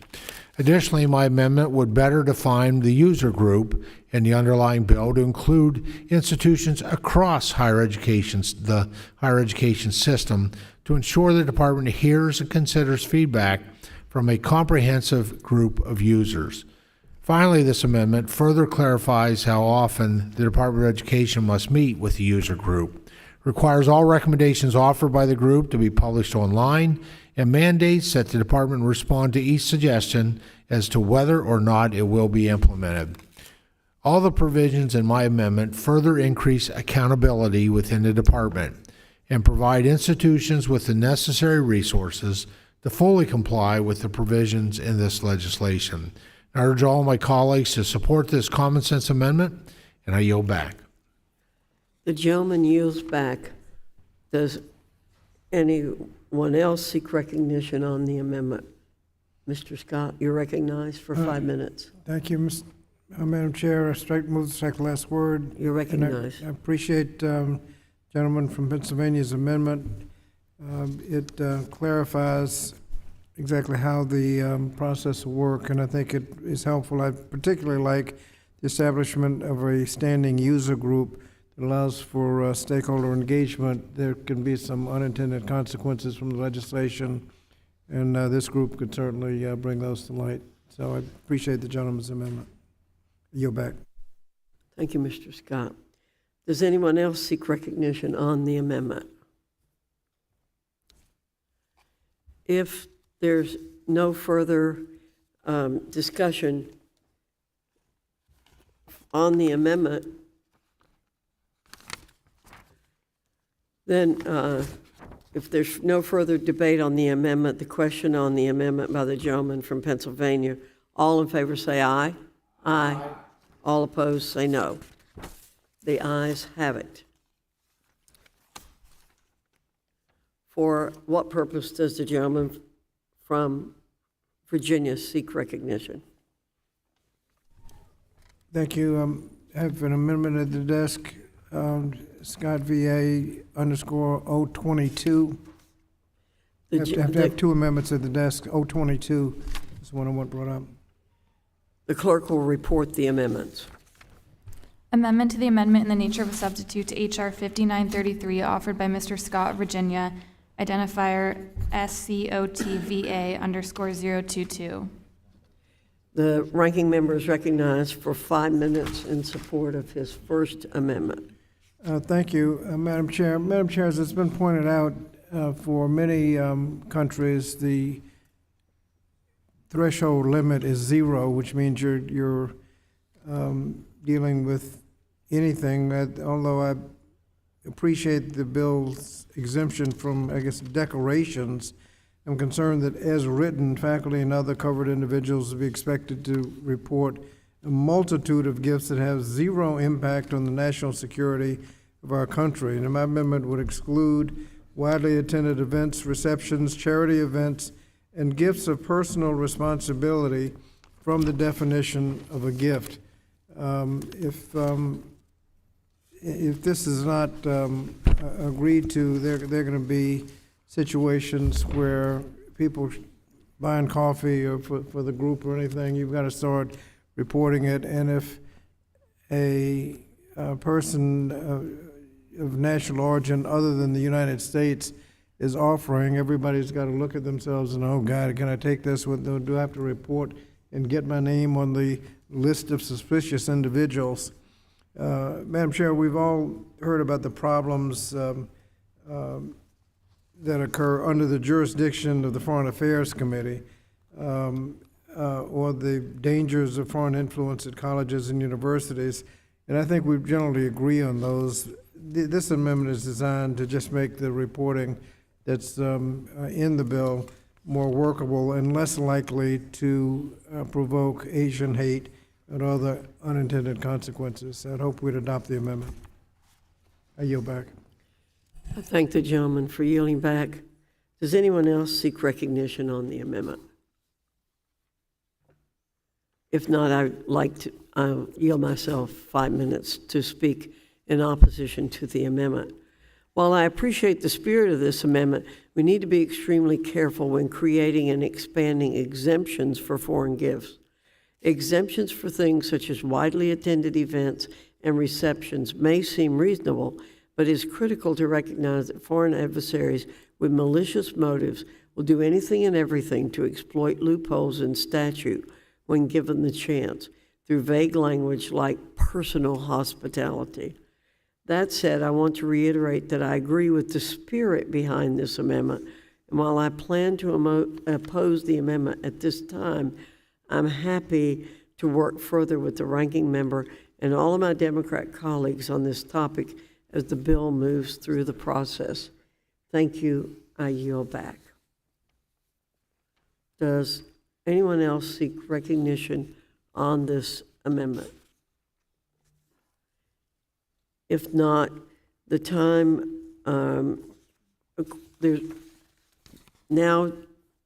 there's time for a question on the amendment. All those in favor say aye. All those opposed, no. No. The amendment is not agreed to. The gentleman from Virginia is recognized. The gentleman requests a recorded vote. Pursuant to the chair's previous announcement, this vote will be postponed. For what purpose does the gentleman from Texas seek recognition? Madam Chairwoman, I have an amendment at the desk. The clerk will report the amendment. Amendment to the amendment in the nature of a substitute to H.R. 5933, offered by Mr. Moran of Texas, identifier MORATX_037.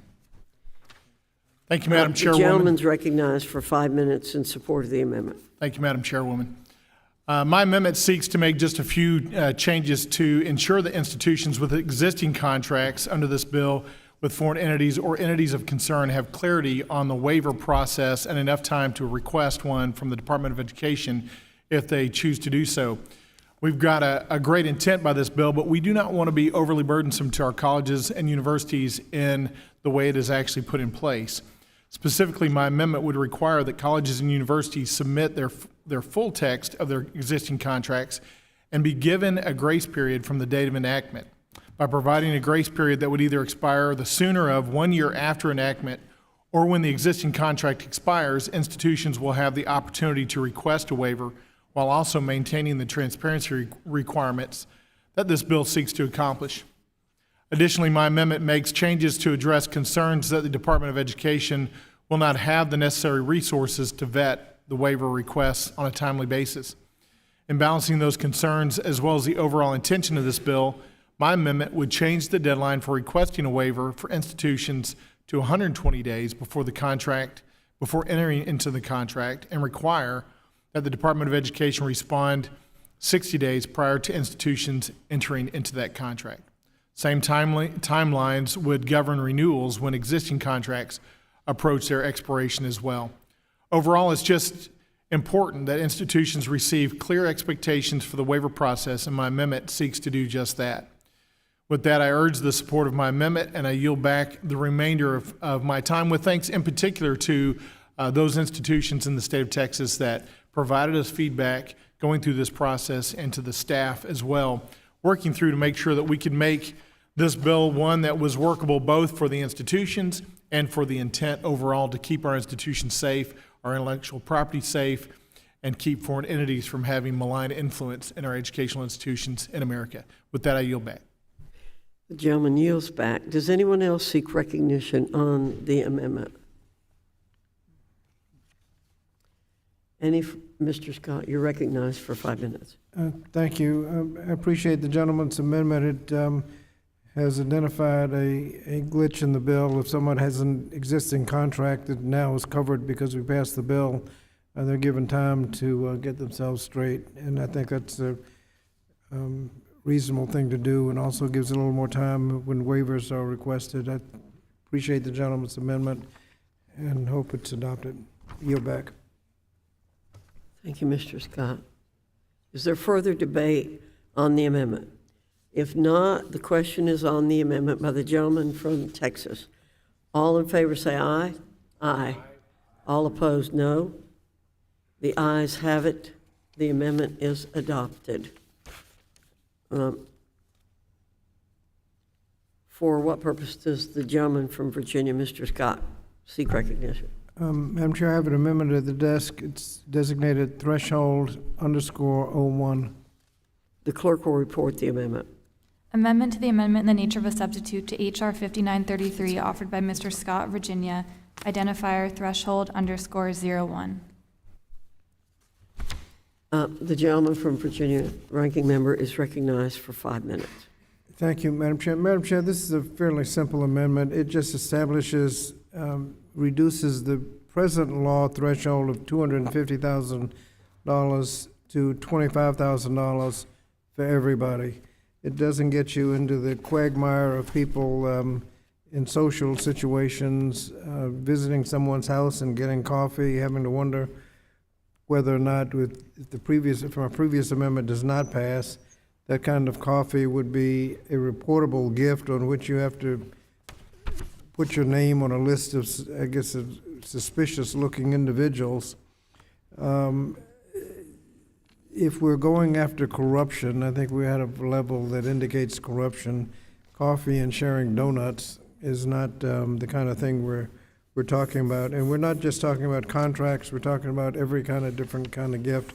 This would restore the language to $25,000 rather than the $250,000, so there would be a significant increase in the number of people covered, but not everybody in what could be really social situations.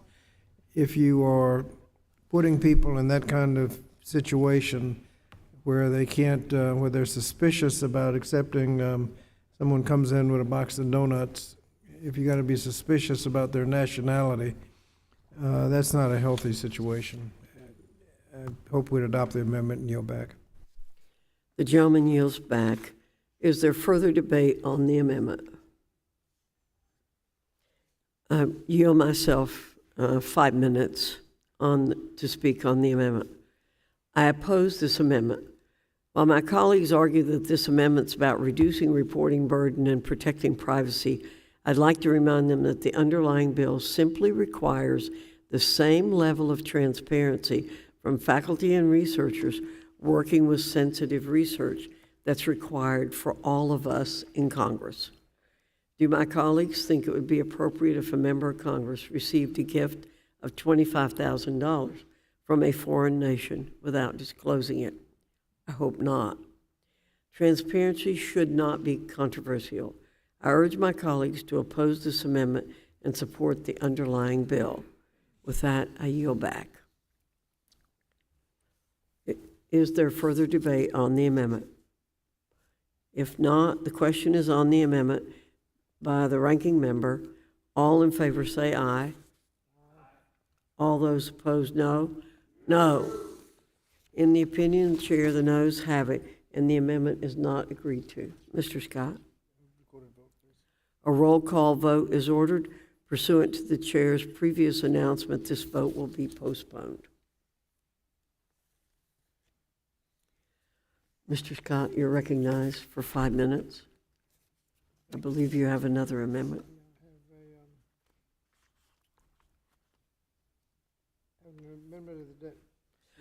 The clerk will report. Amendment, it's designated DSUB_01. The clerk will report the amendment. Amendment to the amendment in the nature of a substitute to H.R. 5933, offered by Mr. Scott, Virginia, identifier DSUB_01. The gentleman from Virginia is recognized for 5 minutes in support of the amendment. Thank you, Madam Chair. I'm pleased to offer this democratic amendment in the nature of a substitute to H.R. 5933. Institutions of higher education have long been incubators of research and development activities that advance the scientific knowledge and competitiveness of the United States.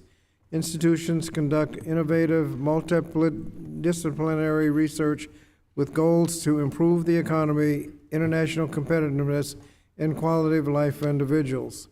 Institutions collaborate with a range of international entities to advance complex research inquiries that contribute to the growth of our knowledge on an array of issues. These international partnerships allow for a diverse range of perspectives and resources that help us make bold strides in health science and technology. Due to the inherent international nature of research, institutions have a responsibility to safeguard their research and prevent unfortunate action.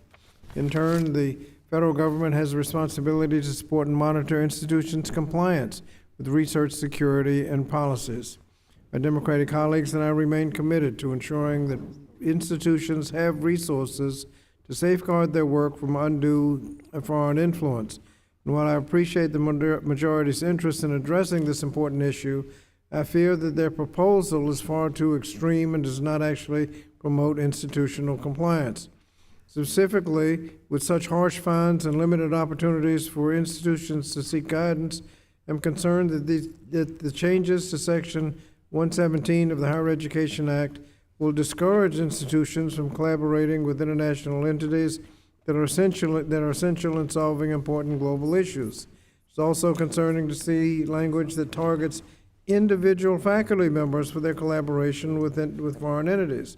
We've seen in cases such as the wrongfully accused MIT faculty member that this sort of targeting can easily lead to harmful consequences rooted in xenophobia for innocent scholars.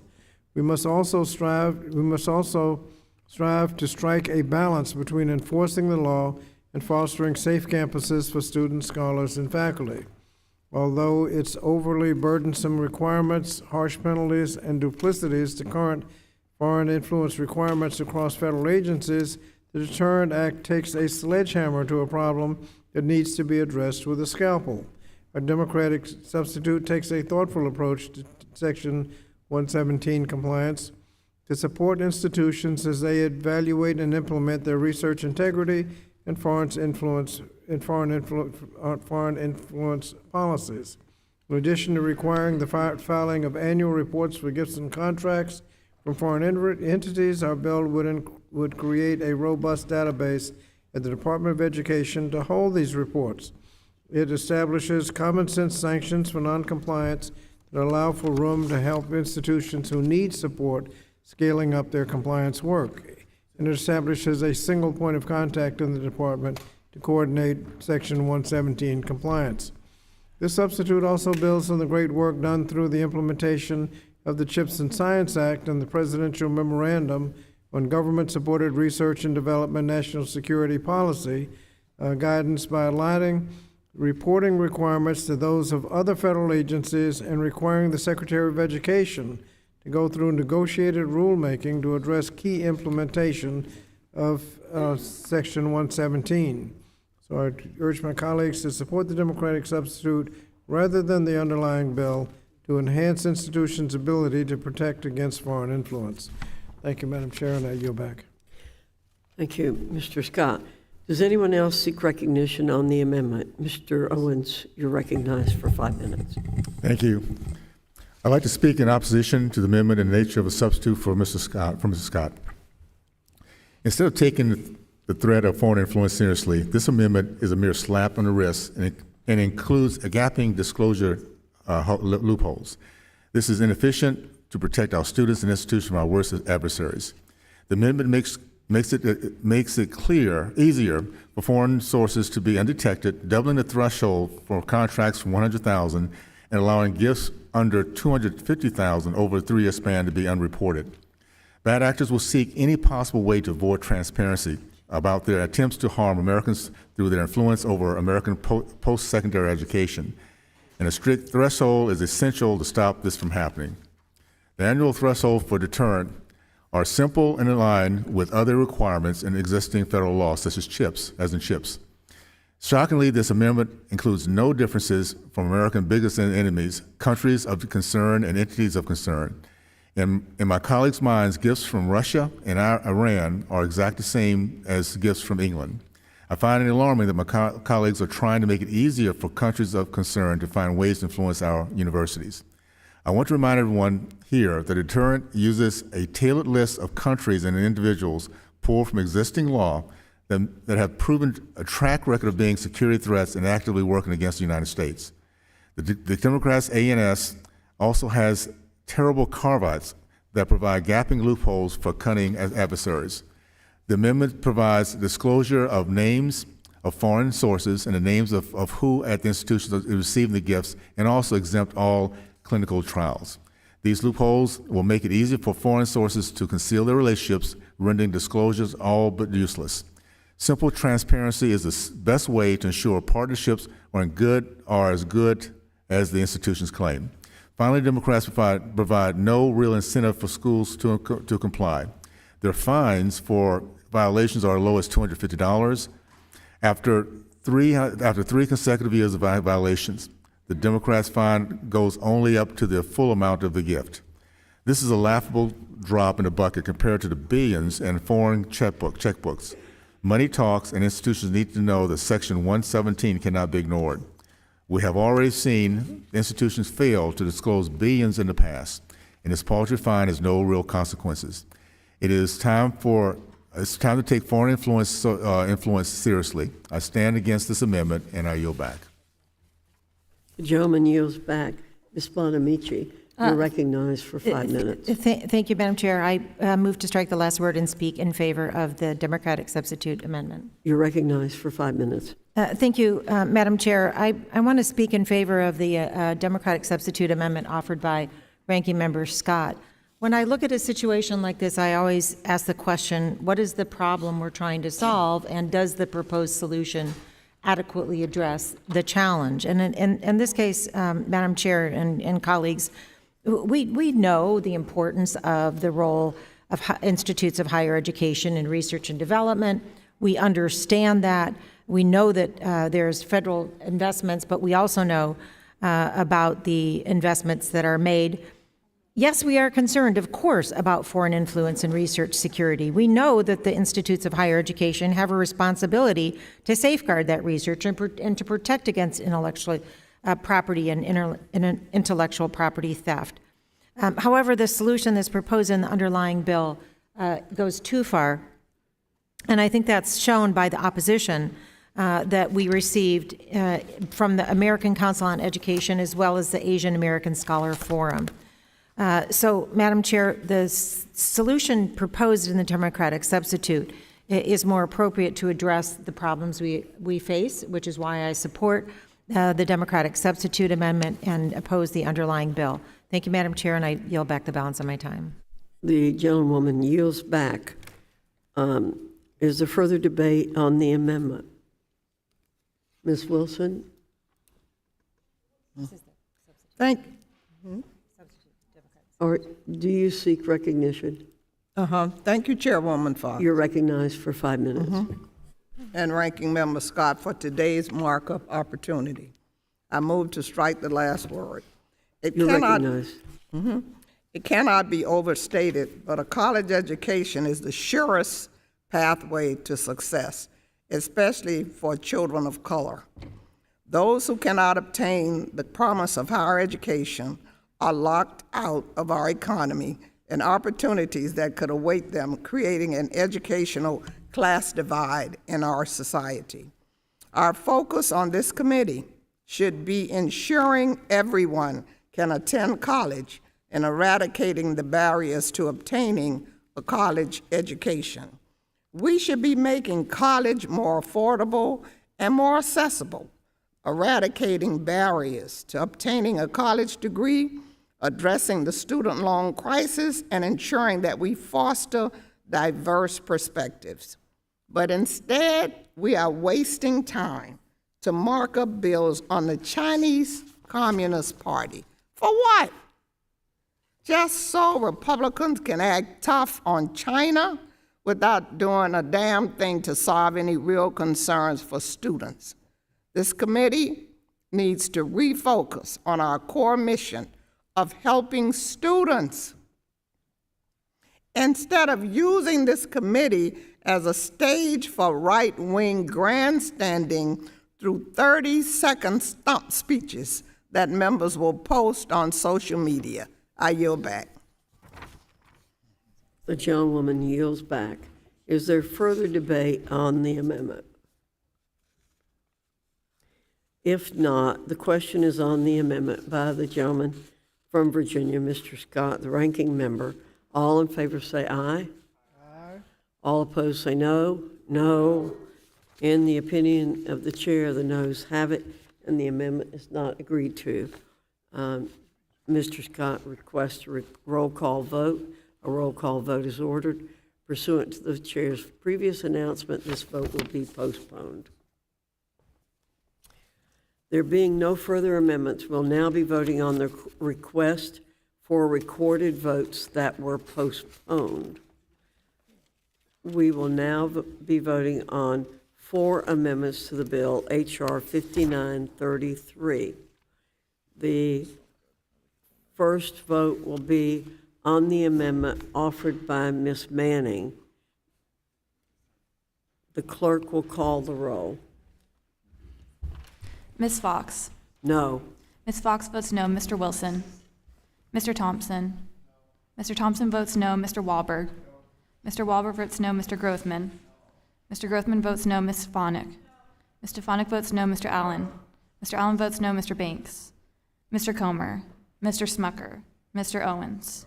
Mr. Owens votes no. Mr. Good? Ms. McLean? Ms. Steele? Ms. Miller? Mr. Estes? Ms. Lutlow? Ms. Lutlow votes no. Mr. Kiley? Mr. Kiley votes no. Mr. Bean? Mr. Bean votes no. Mr. Burleson? Mr. Moran? Mr. James? Ms. Chavez-DeRemer? Mr. Williams? Ms. Houchin? Mr. Scott? Mr. Scott votes aye. Mr. Grijalva?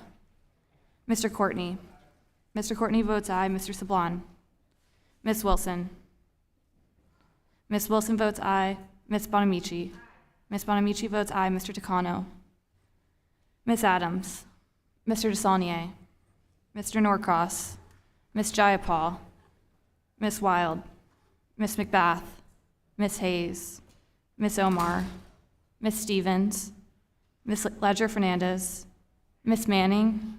Mr. Mervan? Mr. Bowman?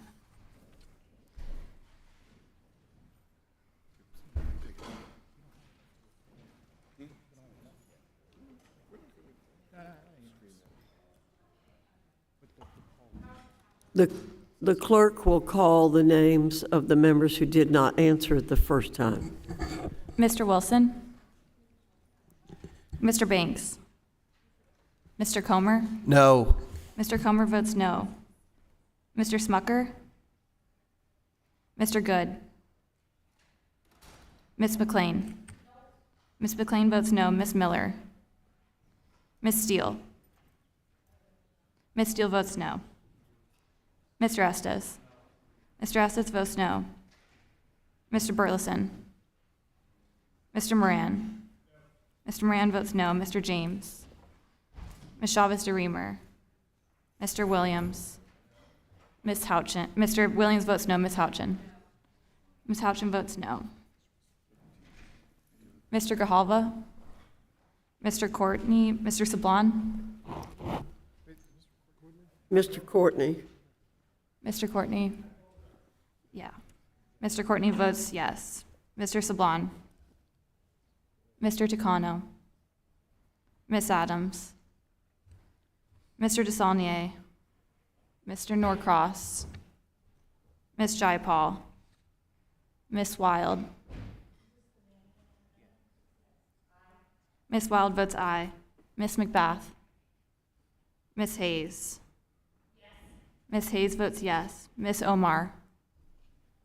Miss Stevens? Miss Ledger Fernandez? Miss Manning? Mr. Mervan?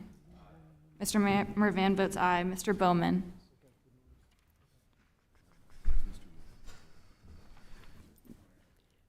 how is Mr. Wilson recorded? Mr. Wilson is not recorded. No.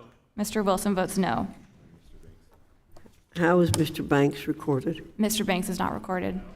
Mr. Banks votes no. How is Mr. Smucker recorded? Mr. Smucker is not recorded. Mr. Smucker votes no.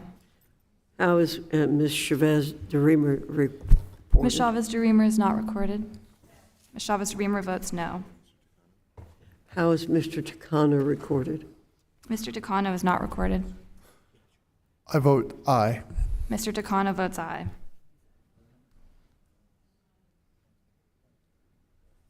Are there other members who have not been recorded on the amendment offered by Ms. Manning?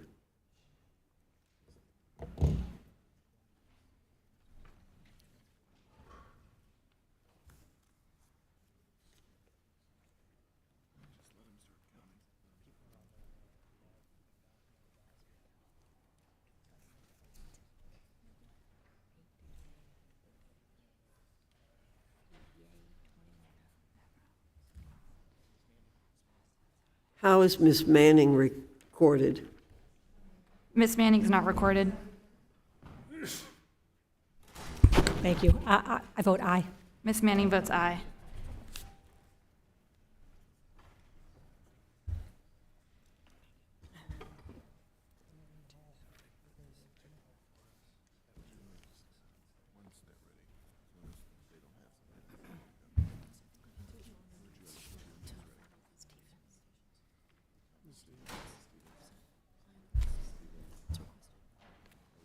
How is Ms. Stevens recorded? Ms. Stevens is not recorded. Yes. Ms. Stevens votes yes.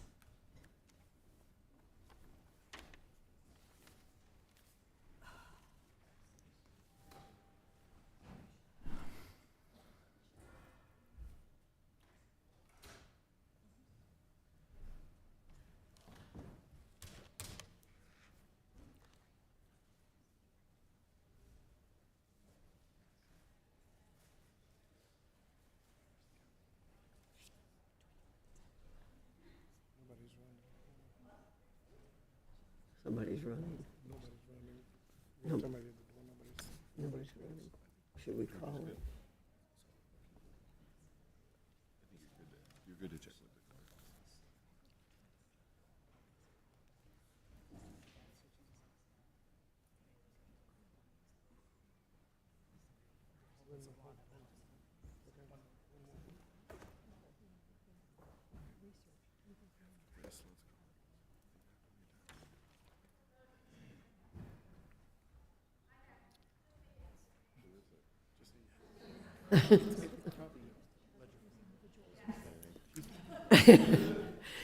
Ms. McBath votes yes.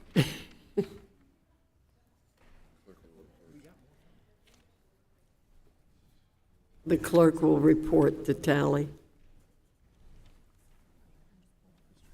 Madam Chair, on this vote, there are 11 yeas and 21 nays. How is Mr. James reported? Mr. James is not recorded. Mr. James votes no.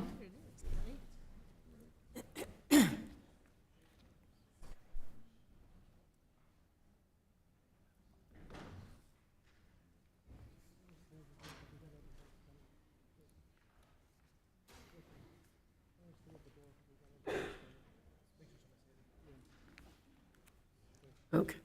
The clerk will report the revised tally. Madam Chair, the revised tally is 11 yeas and 22 nays. The amendment is not adopted. The clerk will call the roll on the amendment offered by Mr. Scott. Scott, underline 022. The clerk will call the roll. Ms. Fox? No. Ms. Fox votes no. Mr. Wilson? No. Mr. Wilson votes no. Mr. Thompson? Mr. Thompson votes no. Mr. Wahlberg? Mr. Wahlberg votes no. Mr. Grothman? Mr. Grothman votes no. Ms. Stefanik? Ms. Stefanik votes no. Mr. Allen? No. Mr. Allen votes no. Mr. Banks? No. Mr. Banks votes no. Mr. Comer? No. Mr. Comer votes no. Mr. Smucker? Mr. Smucker votes no. Mr. Owens? Mr. Owens votes no. Mr. Good? Ms. McLean? Ms. McLean votes no. Ms. Miller? Ms. Miller votes no. Ms. Steele? Ms. Steele votes no. Mr. Estes? Mr. Estes votes no. Ms. Letlow? Ms. Letlow votes no. Mr. Kiley? Mr. Kiley votes no. Mr. Bean? Mr. Bean votes no. Mr. Burleson? Mr. Moran? Mr. Moran votes no. Mr. James? Mr. James votes no. Ms. Chavez-DeReamer? Ms. Chavez-DeReamer votes no. Mr. Williams? Mr. Williams votes no. Ms. Houchin? Ms. Houchin votes no. Mr. Scott? Mr. Scott votes aye. Mr. Grijalva? Mr. Courtney? Mr. Courtney votes aye. Mr. Sablon? Ms. Wilson? Ms. Wilson votes aye. Ms. Bonamici? Ms. Bonamici votes aye. Mr. Takano? Aye. Mr. Takano votes aye. Ms. Adams? Mr. DeSaulnier? Mr. Norcross? Ms. Jayapal? Ms. Wild? Ms. Wild votes aye. Ms. McBath? Ms. McBath votes aye. Ms. Hayes? Ms. Hayes votes aye. Ms. Omar? Ms. Omar, Ms. Stevens?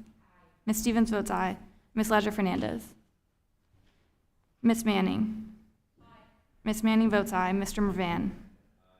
Mr. Mervan votes aye. Mr. Bowman? How is Ms. Ledger-Fernandez recorded? Ms. Ledger-Fernandez is not recorded.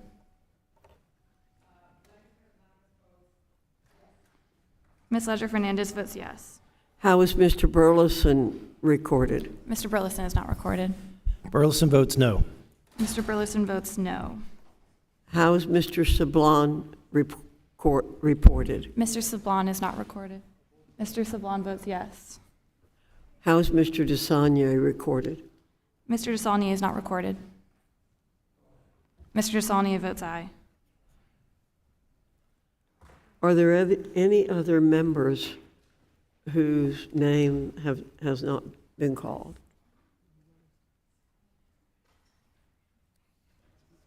Anybody at the door?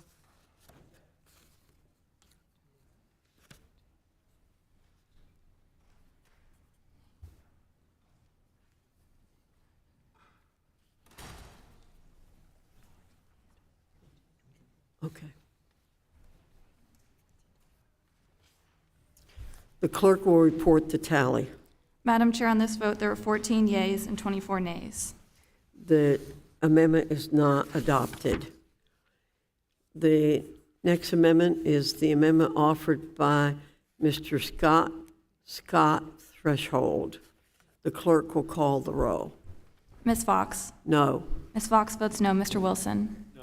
Mr. Wilson votes no. Mr. Thompson? Mr. Thompson votes no. Mr. Wahlberg? Mr. Wahlberg votes no. Mr. Grothman? Mr. Grothman votes no. Ms. Stefanik? Ms. Stefanik votes no. Mr. Allen? No. Mr. Allen votes no. Mr. Banks? No. Mr. Banks votes no. Mr. Comer? No. Mr. Comer votes no. Mr. Smucker? Mr. Smucker votes no. Mr. Owens? Mr. Owens votes no. Mr. Good? Ms. McLean? Ms. McLean votes no. Ms. Miller? Ms. Miller votes no. Ms. Steele? Ms. Steele votes no. Mr. Estes? Mr. Estes votes no. Ms. Letlow? Ms. Letlow votes no. Mr. Kiley? Mr. Kiley votes no. Mr. Bean? Mr. Burleson? Mr. Burleson votes no. Mr. Moran? Mr. Moran votes no. Mr. James? Mr. James votes no. Ms. Chavez-DeReamer? Ms. Chavez-DeReamer votes no. Mr. Williams? Mr. Williams votes no. Ms. Houchin? Ms. Houchin votes no. Mr. Scott? Mr. Scott votes aye. Mr. Grijalva? Mr. Courtney? Mr. Courtney votes aye. Mr. Sablon? Mr. Sablon votes aye. Ms. Wilson?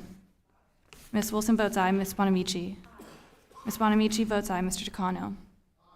Mr. Takano votes aye. Ms. Adams? Mr. DeSaulnier? Mr. Saulnier votes aye. Mr. Norcross. Ms. Jayapal. Ms. Wild. Ms. Wild votes aye. Ms. McBath. Ms. McBath votes aye. Ms. Hayes. Ms. Hayes votes aye. Ms. Omar. Ms. Stevens. Ms. Stevens votes aye. Ms. Ledger-Fernandez. Ms. Ledger-Fernandez votes aye. Ms. Manning. Ms. Manning votes aye. Mr. Mervan. Mr. Mervan votes aye. Mr. Bowman.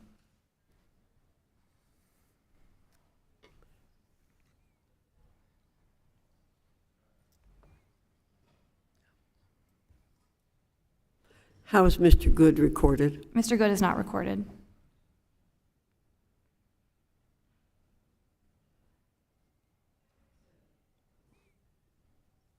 Mr. Good?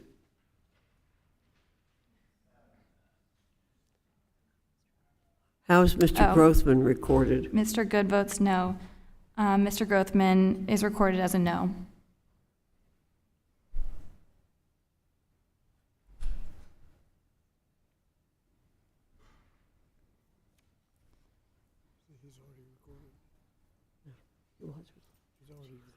Okay. Is that okay? Can we call it? The clerk will report the tally. Madam Chair, on this vote, there were 14 yeas and 24 nays. The amendment is not adopted. The next amendment to be voted on is the amendment offered by Mr. Scott. It is Scott D. Sub. The clerk will call the roll. Ms. Fox. No. Ms. Fox votes no. Mr. Wilson. No. Mr. Wilson votes no. Mr. Thompson. No. Mr. Thompson votes no. Mr. Wahlberg. Mr. Wahlberg votes no. Mr. Grothman. Mr. Grothman votes no. Ms. Stefanik. Ms. Stefanik votes no. Mr. Allen. No. Mr. Allen votes no. Mr. Banks. No. Mr. Banks votes no. Mr. Comer. No. Mr. Comer votes no. Mr. Smucker. Mr. Smucker votes no. Mr. Owens. Mr. Owens votes no. Mr. Good. Mr. Good votes no. Ms. McLean. Ms. McLean votes no. Ms. Miller. Ms. Miller votes no. Ms. Steele. Ms. Steele votes no. Mr. Estes. Mr. Estes votes no. Ms. Latlow. Ms. Latlow votes no. Mr. Kiley. Mr. Kiley votes no. Mr. Bean. Mr. Burleson. Mr. Burleson votes no. Mr. Moran. Mr. Moran votes no. Mr. James. Mr. James votes no. Ms. Chavez-DeReamer. Ms. Chavez-DeReamer votes no. Mr. Williams. Mr. Williams votes no. Ms. Houchin. Ms. Houchin votes no. Mr. Scott. Mr. Scott votes aye. Mr. Grijalva. Mr. Courtney. Mr. Courtney votes aye. Mr. Sablon. Mr. Sablon votes aye. Ms. Wilson. Ms. Wilson votes aye. Ms. Bonamici. Ms. Bonamici votes aye. Mr. Takano. Mr. Takano votes aye. Ms. Adams. Mr. DeSaulnier. Mr. DeSaulnier votes aye. Mr. Norcross. Ms. Jayapal. Ms. Wild. Ms. Wild votes aye. Ms. McBath. Ms. McBath votes aye. Ms. Hayes. Ms. Hayes votes aye. Ms. Omar. Ms. Stevens. Ms. Stevens votes aye. Mr. Ledger-Fernandez. Ms. Ledger-Fernandez votes aye. Ms. Manning. Ms. Manning votes aye. Mr. Mervan. Mr. Mervan votes aye. Mr. Bowman.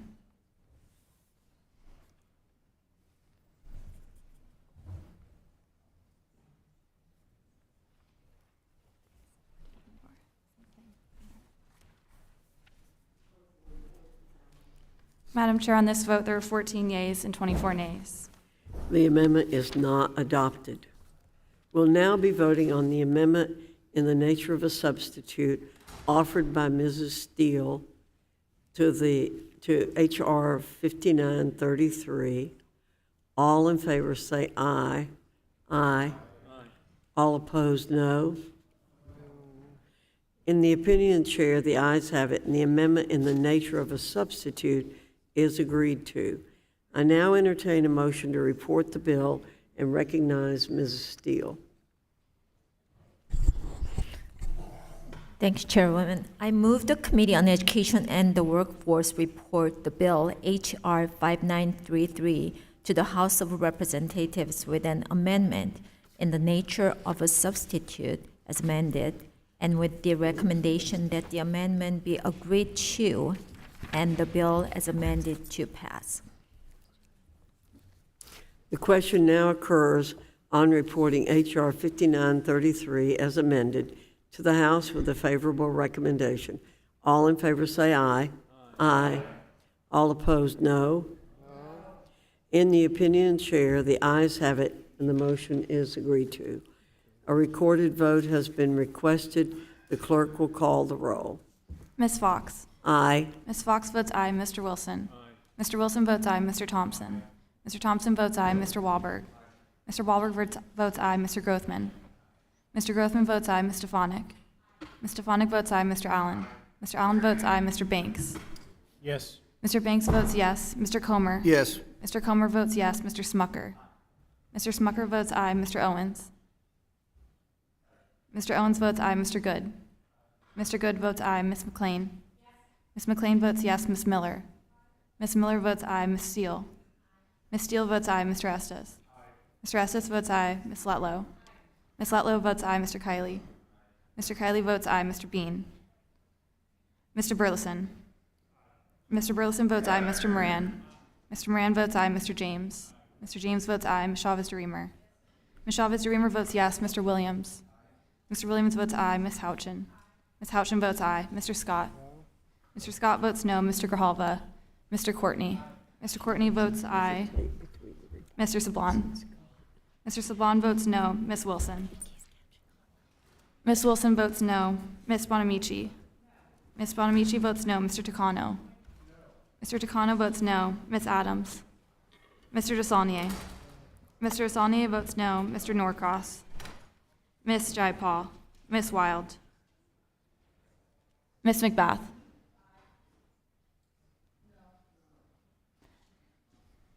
Ms. Wild?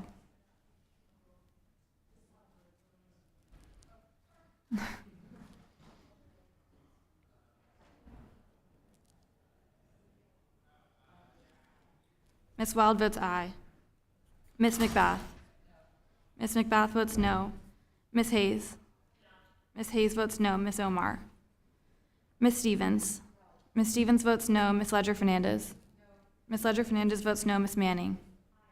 Ms. Manning votes aye. Mr. Mervan? Mr. Mervan votes no. Mr. Bowman?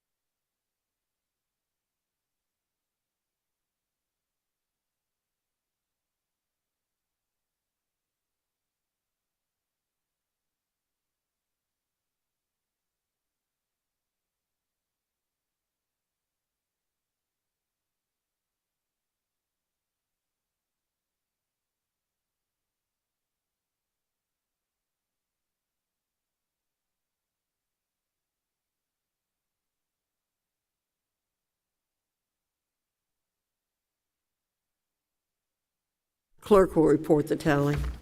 Madam Chair, on this vote, there were 27 yeas and 11 nays.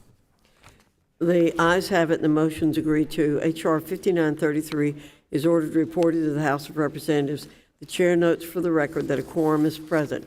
I ask unanimous consent that staff be authorized to make necessary technical and conforming changes to the bill as amended. Without objection, so ordered. Pursuant to House Rule 11, Clause 2L, I give notice that all members have the requisite number of days to file supplemental, minority, additional, or dissenting views. Without objection, so ordered.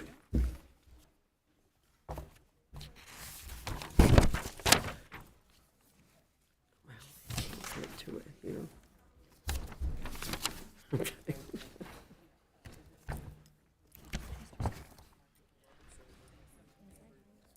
I got it. Neither one of us.